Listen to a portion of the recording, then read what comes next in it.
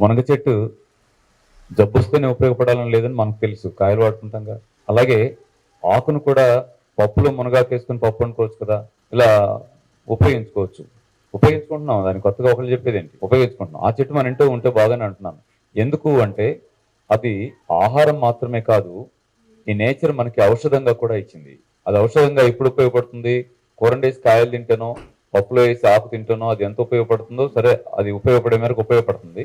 అంతకు మించి సహాయం ఎప్పుడు చేస్తుందంటే ఆకుల్ని పచ్చిగా జ్యూస్ చేసుకొని తాగినప్పుడు చాలా అద్భుతాలు సృష్టిస్తుంది. ఎందుకు ఈ మాట అంటున్నానంటే వ్యక్తిగతంగా మా అనుభవంలో క్రానిక్ పేషెంట్స్ అనుకున్న వాళ్ళందరికీ ఆ డైట్ షీట్లో మునగాకనే రాస్తున్నాం. మీరు చూస్తే పుదీనా, కొత్తిమీర, తులసాకు మార్నింగ్ తాగండి, ఈవినింగ్ మునగాకు, కరివేపాకు జ్యూస్ తాగండి, ఎంతమందికి రాసేస్తున్నాను. ఎవరికి? బాగా సీరియస్గా ఉన్న వాళ్ళకి. ఒక 2 కేసులు చెప్తాను.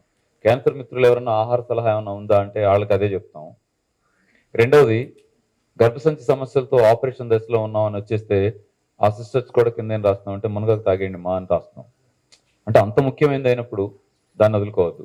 ఇక్కడ చిన్న ఇన్ఫర్మేషన్ కూడా మీకు ఒక మాటగానే డీటెయిల్స్లోకి వెళ్లకుండానే, మొత్తం ఫ్రూట్స్లో చాలా వాల్యూస్ ఉండే ఫ్రూట్ ఏది అని మనం లిస్ట్ అవుట్ చేస్తూ ఉంటే ఖర్జూరా అని రాసేస్తారుగా మనళ్ళు.